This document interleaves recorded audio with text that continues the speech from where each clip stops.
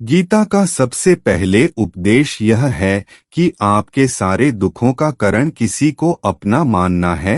आप कभी गौर करना, आपकी जिंदगी के सारे दुख, सारी तकलीफें, सारी चिंताएं वहीं से आई है जहां आपका अपनापन होता है कि यह मेरा है, यह मेरा अपना है। वहीं से आपकी जिंदगी में दुख आना शुरू हो जाते हैं। एक व्यक्ति के पास एक बहुत बड़ा महल था। उसने जिंदगी भर की सारी संपत्ति लगाकर उसे महल को बनाया था। आसपास के शहर के कई लोग उसके महल को देखने आते थे। कई बड़े बड़े से सेठ उसके महल को खरीदने की कोशिश करते थे, पर वो महल उसका अहंकार था, उसकी जीने की वजह था।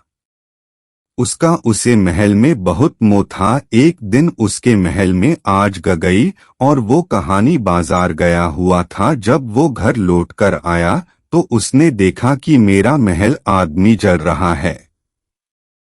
अपने घर को आग में जलता हुआ देखकर उसे इतना दुख हुआ। उसने कहा, अगर ये महल नहीं रहेगा तो मैं भी जिंदा नहीं रहूंगा। अगर मेरा महल ही जल रहा है, उम्मीद जी के क्या करूंगा। वो भी इस आग में छलांग लगाने की कोशिश करने लगा तो किसी ने उसे रोक लिया कि भाई, यह जो तुम्हारा महल है, इस महल का सौदा कल तुम्हारे बेटे ने किसी के साथ कर लिया है। जब उसे पता चला कि यह महल अब मेरा नहीं रहा, किसी और का हो चुका है, तो उसकी सारी चिंता खत्म हो गई जैसे, और लोग उसे जलते हुए महल को कर तमाशा देख रहे थे वैसे यह भी खड़ा हो गया। इतनी डर में उसका बेटा आया। वह अपनी बेटी को देखकर बहुत प्रसन्न हुआ, उसे आशीर्वाद देने लगा कि तेरे जैसा बेटा तो बहुत भाग्यों से मिलता है। उन्हें तो मेरी जिंदगी बचा ली। आज इस घर में आग लगी है और तूने कल ही इसका सौदा कर दिया। वो अपने पिताजी से खाने लगा कि पिताजी, मैं इस महल के सौदा के लिए बात तो करने गया था, पर सौदा भी पक्का हुआ नहीं है। जब उसके पिता ने यह सुना कि अभी इस महल का सौदा हुआ नहीं है तो वो फिर फूट फूट के रोने लगा, फिर अपनी छाती पीटने लगा। महल वही है, इंसान वही है, लेकिन जब महल मेरा है तब वो दुख भी देता है, खुशी भी देता है। लेकिन जब वो मेरा नहीं है, उससे मेरा कोई रिश्ता नहीं है, वो सारे दुखी खत्म हो जाते हैं। ऐसे ही जिंदगी में जब किसी जगह को, किसी इंसान को, किसी रिश्ते को, किसी कम को हम अपना मान लेते हैं, मेरा मान लेते हैं, तो वहीं से ही सारे दुखों की शुरुआत होती है, वहीं से हर तकलीफ की शुरुआत होती है। गीता का दूसरा उपदेश यह है कि अवश्य में उपभोक्तव्य प्रथम परम शुभ शुभम, कि आपने कोई भी कर्म किया हो उसका फल आपको जरूर भोगना पड़ेगा। अगर आपने अच्छे कर्म किया है तो जान अनजाने किसी मुश्किल वक्त में आपको वो आपके अच्छे कर्म उसे मुश्किल वक्त से बचा लेंगे। अगर आपने गलत कर्म किया है, पाप किया है, तो उसकी सजा भी आपको जरूर मिलेगी। वो इंसान कितना ही छुपकर कर्म करे, चाहे वो कितना ही चला अरे, लेकिन कहते हैं इस परमात्मा के, ईश्वर के चारों तरफ कैमरे लगे हुए हैं। हमारे एक एक कर्म पर वो प्रकृति, वो परमात्मा अपनी दृष्टि बनाए रखते हैं। हमारे एक एक कर्म का हिसाब होता है। एक गांव में दो मित्र रहते थे। उन दोनों ने विचार किया, इस गांव में हम धन नहीं काम का रहे। वो दोनों धन कमाने के लिए शहर में चले गए। कुछ वर्ष वहां रहकर उन्होंने काफी धन कमाया। फिर सोचा कि अब हम अपने घर वापस चलते हैं। पर्याप्त मंत्र में हमने धन काम लिया है। उसे समय पर यातायात की इतनी सुविधा नहीं होती थी। वह अपने बैलों पर ही यात्रा कर रहे थे। चलते चलते मार्ग में रात हो गई तो उन्होंने विचार किया, आज रात हम यही विश्राम करते हैं।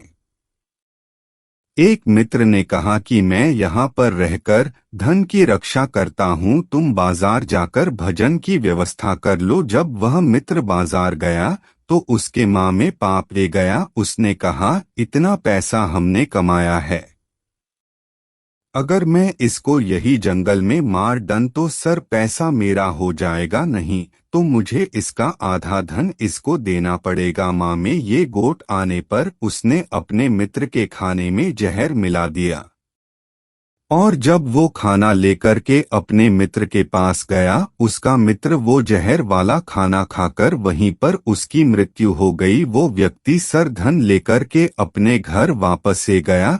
फिर उसके घर में एक पुत्र ने जन्म लिया। जब उसका बेटा पैदा हुआ तो वो बहुत बीमाराहत था।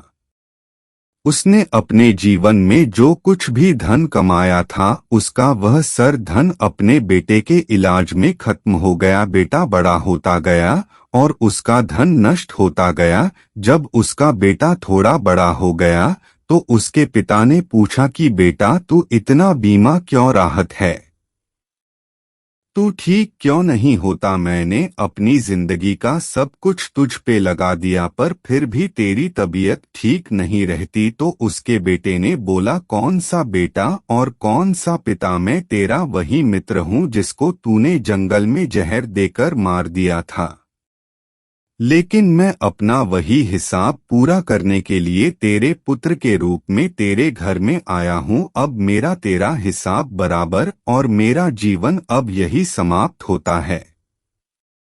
गीता का तीसरा उद्देश्य है कि आज मैं जियो, कल की चिंता करना छोड़ दो। जो भी व्यक्ति अपनी बीते हुए कल या अपने आने वाले दिन में खोया राहत है, वो जिंदगी में कभी खुश नहीं रह सकता। आपको जिंदगी में खुशी सिर्फ और सिर्फ तब मिल सकती है जब आप वर्तमान में जीत सके, आज के आनंद को जी सके। बीते हुए कल का और आने वाले कल का कोई वास्तविक अस्तित्व नहीं होता, वो सिर्फ आपके बुद्धि और आपके विचारों में होता है। उसकी कोई वास्तविकता नहीं होती, उसे सिर्फ आप अपने मन के अंदर और बुद्धि के अंदर जीते हैं, लेकिन जिससे आप वास्तवता में जीते हैं वो आपका आज होता है, वो आपका चल रहा पाल होता है। अगर आप अपने मन और बुद्धि को अपनी कल में अटका के रखेंगे, अपने भूतकाल और भविष्यकाल में अटका के रखेंगे, तो याद रखना आप कभी खुश नहीं रह पाएंगे। और गीता का चौथा उपदेश यह है कि जो आपके साथ धर्म करें, पाप करें, गलत करें, उसे दंड जरूर देना चाहिए। अगर आप उसे सते हैं तो वो आपके साथ और गलत करता है, अगर आप उसे सते हैं तो उसके पाप में आप भी भागीदार हो जाएंगे। अर्जुन श्री कृष्णा से खाने लगा कि जिनसे मैं युद्ध करने जा रहा हूँ ये सब मेरे भाई हैं, मेरे गुरुजान हैं, मैं इनके सामने कैसे हथियार उठाऊं, इनको कैसे मैरूं? तो भगवान श्री कृष्णा ने अर्जुन से कहा कि जिन्हें तुम अपना मानता है वह सब अधर्मी है, वो पाप के पक्ष में खड़े हैं, और अगर तू इनका वध नहीं करेगा, युद्ध नहीं करेगा, तो समाज में और भी पाप पड़ेगा। क्योंकि जब कोई ऐसे पपिया को नहीं रोकना है तो यह और भी ज्यादा पाप करते हैं। ऐसे ही जब आपके साथ कोई गलत करता है, आपको चोट पहुंचना है तो पहुंचना है, और आप वो चुप बहुत सते रहते हैं तो उससे सामने वाले को बाल मिलने लगता है, वो आपको कमजोर समझना लगता है, और आपके साथ गलत करने को वो अपना हक समझना लगता है। लेकिन जब आप उसके गलत व्यवहार को, उसके धर्म को रोक लेते हैं, उसका विरोध करते हैं, तब वो अपनी सीमा में रहना सीख जाता है। ये कलयुग है। गीता का पांचवा प्रदेश यह है कि किसी से भी हद से ज्यादा मोह कभी मत करना। जिसमें भी आप सबसे ज्यादा मोह लगाओगे, देखना वो आपको जरूर बुलाएगी। मोह के वजह से आप किसी के पीछे मरते रहते हैं। मोह के वजह से ही आपको कई बार अपना अपमान भी सहाना आता है, और कई लोगों को मोह की वजह अपना अपमान दिखता तक भी नहीं है कि सामने वाला मेरी इज्जत तक नहीं कर रहा, और मैं उसके पीछे मार रहा हूँ। वो आपकी आंखों पे ऐसी पट्टी लगा देता है कि आपको सच और झूठ दिखाई नहीं देता, आपको किसी इंसान का चेहरा दिखाई ही नहीं देता। आप जो देखते हैं, जो सुनते हैं, इस पर यकीन कर लेते हैं, फिर चाहे आपको कितना ही दर्द मिल रहा हो, अगर आप किसी इंसान को ठीक से समझना चाहते हैं। गीता का छठ उपदेश यह है कि आप वो मत करो जो सब करते हैं, वो करो जो आपके लिए सही है। स्वधर्म निधनाम श्रेया पर धर्म भयावह। श्री कृष्णा ने अर्जुन से कहा कि जो तेरा कर्तव्य है, जो तेरे लिए सही है, जो तुझे करना चाहिए वो कर, तू कभी भी वो कम मत कर जो दुनिया कर रही है। क्योंकि अर्जुन श्री कृष्णा से खाने लगा कि ऐसे भयंकर युद्ध में पड़ने से अच्छा है कि मैं सन्यासी बन जाऊं। तो श्री कृष्णा ने अर्जुन से कहा, इस सन्यासी बनना तेरा कर्म नहीं है, तेरा धर्म नहीं है, उसे क्षत्रिय है। मेरा कर्म और तेरा धर्म यही है कि तू अधर्म का नष्ट करें, धर्म की रक्षा करें। ऐसे ही हर इंसान का एक अलग कर्तव्य होता है, एक अलग ही मार्ग होता है। तो कभी भी उसे मार्ग पर मत जाना जहां सारी भीड़ जा रही हो, कभी भी वो कम मत करो जो दुनिया करती है। कि आजकल यह ट्रेड हो गया है, यह फैशन हो गया है, सब करते हैं इसलिए हम भी कर रहे हैं। सारी भीड़ यही कम कर रही है, इसलिए हम भी यही कर रहे हैं। अगर आप वो करोगे जो भीड़ कर रही है। गीता का 7वां उपदेश यह है कि जिंदगी में धोखा अपने ही देते हैं, क्योंकि उनको आपकी कमजोरी का पता होता है। बाहर वाला आपको धोखा नहीं दे सकता, क्योंकि उसको आपके बड़े में पता ही नहीं है कि आपको चोट कहाँ पहुँचती है। लेकिन जो आपका अपना है, आपका खास है, उससे बहुत गहराई से पता होता है कि इसकी कमजोरी क्या है। क्या ऐसा करें जिससे इसको दर्द पहुंच सकता है, जिससे इसको हम निशा दिखा सकते हैं, इसको चोट पहुंच सकते हैं। यह कलयुग है, इसमें बाहर वालों से नहीं, जो हमारे अपने हैं उनसे ही सावधान रहना होता है। महाभारत का युद्ध दो अलग राजाओं में नहीं हुआ, बल्कि एक ही परिवार के भाइयों में हुआ था। सब आपस में एक ही वंश के लोग थे। कितनी बार दुर्योधन ने जहर देकर के भीम को मारना चाहा, ना जान कितनी बार दुर्योधन ने पांडवों को जान से करने की कोशिश की। उसका पराया नहीं था, उसका भाई था। सारी लड़ाइयाँ घर के अंदर ही होती है, बाहर कौन लड़ेगा हमसे, घर में ही सारे झगड़ा होते हैं। तो गीता का 8वां उपदेश ये है, जो इंसान अपनी रक्षा खुद नहीं कर सकता, उसकी रक्षा भगवान भी नहीं कर सकते। श्री कृष्णा ने अर्जुन से कहा, 10 मार्च सर्विस टू शू महान अनुस्मरक युद्ध है। अर्जुन तू हर कल में मेरा स्मरण करते रहना और युद्ध भी करते रहना। अर्जुन ने श्री कृष्णा से पूछा कि यह युद्ध तो कुछ दोनों में समाप्त हो जाएगा, लेकिन आप का रहे हैं कि तू हमेशा मेरा स्मरण करता है और युद्ध करते रहना। हमेशा युद्ध करने का क्या मतलब है? तो श्री कृष्णा ने अर्जुन से कहा कि जिंदगी ही रणभूमि है, इस जीवन में सुख दुख आते रहेंगे और चूंकि उनका डटकर मुकाबला करना है। श्री कृष्ण ने यह नहीं कहा कि तू चुप करके बैठ जाना और मैं लड़ाई कर लूंगा। बहुत गहराई है गीता के ज्ञान में। हमारे जीवन की डोर भी संभाल के ईश्वर बैठे हैं, लेकिन युद्ध हमें ही करना है, ईश्वर को याद करना है कि है ईश्वर मुझे शक्ति देना, मुझे समझ देना, मुझे बुद्धि देना, ताकि मैं अपनी जिंदगी की सारी लड़ाइयां जीत सकूं, मैं जिंदगी में सही मार्ग पर चल सकूं। लेकिन आपको अपनी लड़ाई भी खुद लड़नी पड़ती है।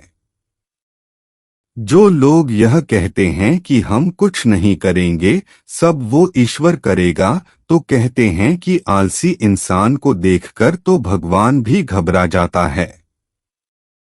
गीता का 9 उपदेश यह है कि कोई भी ऐसी गांधी आदत खुद को मत लगे देना जो आपकी जिंदगी बर्बाद कर दे। कहानी ना कहानी महाभारत का यह युद्ध एक बहुत ही आदत की वजह शुरू हुआ था।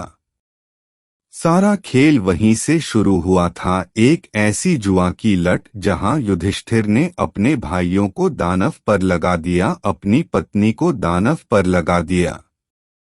ऐसा जितने का नशा कि अपना सब कुछ गंवा दिया। ऐसे ही हम भी अपनी जिंदगी में जब कोई ऐसी गांधी आदत लगा देते हैं, चाहे वो कोई भी हो, चाहे वो नशे की हो, मोबाइल की हो, किसी इंसान की हो, कोई गलत कम करने की हो, कोई भी गलत आदत जो आपको बर्बाद कर सकती है। गीता का 10वां उपदेश यह है कि आलसी इंसान कभी कुछ हासिल नहीं कर सकता। अधिकतर लोग सिर्फ योजनाएं बनाते रहते हैं कि मुझे बड़ा घर चाहिए, मुझे बड़ी गाड़ी चाहिए, मैं दुनिया घूमने चाहता हूँ, यहाँ क्या चाहिए। ये हर कोई सोच लेट है, लेकिन उस पे मेहनत करना वो बहुत कम लोग करते हैं, क्योंकि चाहना बहुत आसान है, लेकिन उसके लिए गमर करना वो बहुत मुश्किल है। एक अच्छा फिट शरीर हर कोई चाहता है, लेकिन उसके लिए व्यायाम करना, एक्सरसाइज करना वो आपको ही कर रहा होगा। जो इंसान आलसी बन के बैठ जाता है, ना उसे अच्छा शरीर मिलता है और ना ही अच्छा जीवन मिलता है। गीता का 11वां उपदेश यह है कि जिंदगी में अगर खुशी चाहते हो तो मन की गुलामी का त्याग कर दो। कई लोग कहते हैं कि हम करना तो बहुत कुछ चाहते हैं, लेकिन कुछ कर नहीं पाते। पता भी सब कुछ है कि क्या करने से हमारी जिंदगी बेहतर हो सकती है। हर चीज है जो हमको नुकसान पहुंच रही है, लेकिन फिर भी कुछ कर नहीं पाते। समझते सब कुछ हैं, लेकिन समझ कर भी, छह कर भी कुछ कर नहीं पाते। वो इसीलिए होता है क्योंकि आप अपने मन के गुलाम बन चुके हो। अरे लोग तो अपनी जब का स्वाद तक नहीं छोड़ पाते, फिर कहते हैं कि हम पतले नहीं हो पाते हैं, फिट नहीं हो पाते हैं, सक्सेस नहीं मिल रही है, क्योंकि जो आपको करना चाहिए आपको करते नहीं है। आपका मन सब कुछ समझकर भी आपको वो करने नहीं देता। गीता का 12वां उपदेश यह है कि जो आपका है वो आपको मिलकर ही रहेगा, और जो आपको नहीं मिला है उसके लिए रोना छोड़ दो। आप जिसके लिए जितना रुकोगे वो चीज आपसे उतना दूर जाएगी, और जो चीज सच में आपकी है, कहानी ना कहानी से आपके पास जरूर पहुंच जाएगी। गीता का 13वां उपदेश यह है कि आप संसार से जितना प्रेम लगाओगे उतना ही जीवन में दुख और पीड़ा का अनुभव करोगे। गीता का 14वां उपदेश यह है कि जी इंसान को बात बात पर क्रोध आता है, सुख और शांति उसके जीवन में कभी नहीं आ सकते, क्योंकि जो इंसान बहुत ज्यादा क्रोधी होता है ना उसके सारे मित्र उसे छोड़कर चले जाते हैं, वो मन में भी कुर्ता राहत है, वह अपने मन में भी दर्द में ही जीता है, तकलीफ में ही जीता है। ज्यादा गुस्सा करके, ज्यादा क्रोध करके जो भी आपके पास है, देखना आप उसे भी नष्ट कर दोगे, और ऐसे इंसान को शांति तो कभी मिलने वाली नहीं है।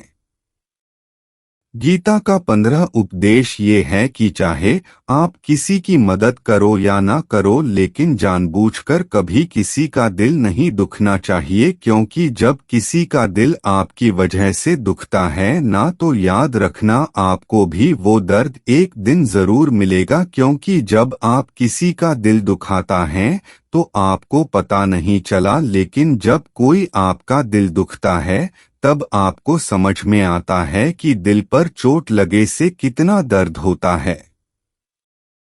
गीता का 16वां उपदेश है जो मुश्किल वक्त में, जो दुख के समय में आपका साथ दे, सिर्फ वही आपका अपना है, बाकी सब पराई हैं। अपनेपन का नाटक करने वाले बहुत लोग होते, बड़ी बड़ी बातें करने वाले बहुत लोग होते हैं कि हम आपसे बहुत प्रेम करते हैं, कोई भी दुख हो, कोई भी तकलीफ हो, हमें याद करना। लोग दुख उठाने की बात करते हैं, लोग आनी जान की बात करते हैं, हाथ मिलन तो ठीक से नहीं जानते और दिल मिलने की बात करते हैं। जब सच में आपकी जिंदगी में तकलीफ आएगी ना, तब आपको समझ में आ जाएगा कि आपका साथ देने के लिए कौन खड़ा है, क्योंकि उसे समय पे सारे लोग भाग जाते हैं। क्योंकि लोगों को पता होता है यह व्यक्ति हमारे पास आया तो हमसे मदद ही मांगेगा, हमको कुछ दे नहीं पाएगा। लोग आपसे सिर्फ तभी रिश्ता रखते हैं कि आप उन्हें कुछ दे सकते हैं, आपसे उन्हें कुछ फायदा हो सकता है। लेकिन जब लोगों को यह पता चल जाता है, समझ में आ जाता है कि उनको आपसे कोई फायदा नहीं होने वाला बल्कि उनको आपकी मदद करनी पड़ेगी, तो वो आपको दूर से ही भाग जाते हैं। गीता का 17वां उपदेश है कि जो कुछ भी होता है अच्छे के लिए होता है, जो हो रहा है वो भी अच्छे के लिए हो रहा है, और जो आने वाले भविष्य में होगा वो भी अच्छे के लिए होगा। हालांकि ये बहुत गहरी बात है। कुछ चीज जिंदगी में ऐसी होती हैं जो हमें लगता है कि मेरे साथ ही ऐसा क्यों हुआ, मेरे साथ ही होना था यह सब, लेकिन जब वो वक्त गुजर जाता है एक दिन हमको समझ आता है कि अगर हमारे साथ यह सब नहीं होता तो आज हम इस मुकाम पर नहीं होते। अगर मेरे साथ यह सब नहीं होता तो शायद हमारी जिंदगी और भी बर्बाद हो सकती थी। गीता का 18वां उपदेश यह हर काम को समझदारी से करना ही योग होता है। योग है कर्म स कौशल। कई लोग कम तो करते हैं लेकिन उन्हें हासिल कुछ नहीं होता। बहुत लोग कहते हैं कि हम बहुत मेहनत करते हैं तब भी जिंदगी में सफलता हासिल नहीं हो रही। बहुत कुछ करने से, बहुत मेहनत करने से आपको सफलता नहीं मिलेगी, लेकिन सही तरीके से समझ के साथ कम करने से आपको जिंदगी में सफलता जरूर मिलेगी। गीता का 19वां उपदेश यह है कि कभी भी किसी भी चीज की अति नहीं करनी चाहिए। कोई भी चीज हद से ज्यादा मत करना, किसी से प्रेम भी हद से ज्यादा मत करना, किसी से नफरत भी हद से ज्यादा मत करना। हद ज्यादा मीठा भी खराब, हद ज्यादा कड़वा भी खराब, हद से ज्यादा आराम भी आपको बीमा कर देगा, हद से ज्यादा खाना भी आपको बीमा कर देगा, हद से ज्यादा बुखार भी आपको नुकसान पहुंचाएगा, और हद से ज्यादा जगन भी आपको बहुत नुकसान पहुंचाएगा। गीता का 20वां उपदेश यह है कि जिससे आप सबसे ज्यादा महत्व दोगे वो आपको कभी महत्व नहीं देगा। आपने कभी गौर किया कि आपका अपमान कौन लोग करते हैं? आपका अपमान सिर्फ वही लोग करते हैं जिसे आप सबसे ज्यादा महत्व देते हैं। दूसरों की इज्जत करना अच्छी बात है, पर दूसरों की अगर बहुत ज्यादा इज्जत करोगे तो उनकी नजर में आपके ही इज्जत खत्म हो जाती है। इसीलिए किसी को भी कभी भी अपना सब कुछ नहीं बनाना चाहिए कि तुम ही मेरे सब कुछ। जैसे ही आप किसी को सब कुछ बना लेते हैं अपना, तो आप उसके लिए कुछ भी नहीं रह जाते। इसलिए लोगों को इज्जत उतनी ही देनी चाहिए जितना वो हजम कर सकें। हाथ से ज्यादा इज्जत देना आपकी ही बेइज्जती करवा सकता है।